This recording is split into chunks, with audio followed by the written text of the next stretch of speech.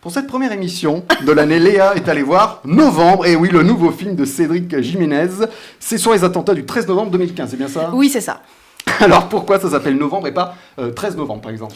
Parce qu'en fait, c'est un raccourci de dire que c'est sur les attentats, c'est sur la traque des terroristes. C'est du point de vue de la police et non des victimes ou des terroristes. On balaye les 4 jours d'après, ceux où certains cherchent encore leurs proches, ceux où d'autres font leur deuil. Ces 4 jours où on soigne les blessures physiques des victimes et les blessures psychiques de la France. Ces 4 jours où on est complètement dans le gaz, entre terreur, incompréhension, angoisse et tristesse, alors que la police, la DGSI et l'armée, eux, s'affairent à éplucher chaque comportement suspect sur Internet, dans les prisons ou encore dans les mosquées. Des centaines d'agents écoutent des milliers de conversations, ils ne dorment pas, ils ne retrouvent pas leur foyer ne serait-ce qu'une seule seconde. D'ailleurs, la plupart sont déshumanisés, sans vie privée ni famille. Pendant ces 4 jours, ils ne respirent pas et nous non plus. Donc on ne voit pas du tout les attentats, c'est important de le préciser pour le public un peu sensible. Ouais, alors non, on voit pas du tout les attentats parce que c'est pas le sujet. Alors je pense que clairement ce sera dans d'autres films, mais ici il n'y a pas de reconstitution. Tout se passe avant, en parallèle ou après. La facilité tend à croire qu'on est sur une approche documentaire, mais c'est pas exactement le cas. Oui, les faits sont montrés de manière très linéaire, tout est logique et chronologique, il reste peu de place à la fiction, mais on est sur un film à la mise en scène travaillée.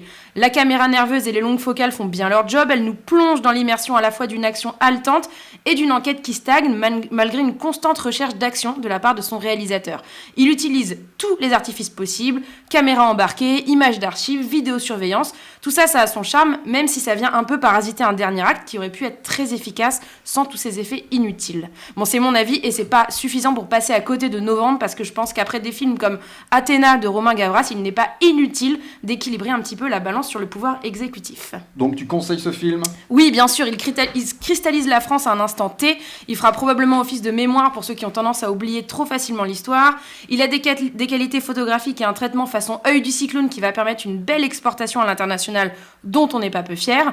Et surtout, c'est un bon film, pas un grand film, mais un bon film de chasse à l'homme, sans temps mort et au plus proche des faits, même si j'aurais aimé un petit peu de révisionnisme à la Tarantino et qu'il bute pas le chien.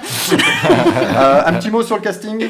Oui, évidemment, il est exceptionnel. Alors, on peut citer des grands noms comme Jean Dujardin, bien sûr, Sandrine Kiberlin, Anaïs de Moustier et Jérémy Régnier. Alors, je suis embêtée par le manque de diversité d'un tel casting. Je veux dire, si c'est pas Dujardin, c'est Gilles Lelouch. Donc, ça commence un peu à me gonfler, mais la vérité, c'est que ça me gonfle que 2 secondes. Le film commence et bien sûr, les choix sont parfaits. Interchangeables, certes, mais parfaits. Alors, le mot de la fin, Léa, une réplique marquante. Il y aura un avant et un après 13 novembre. Et c'est vrai. Et c'est vrai.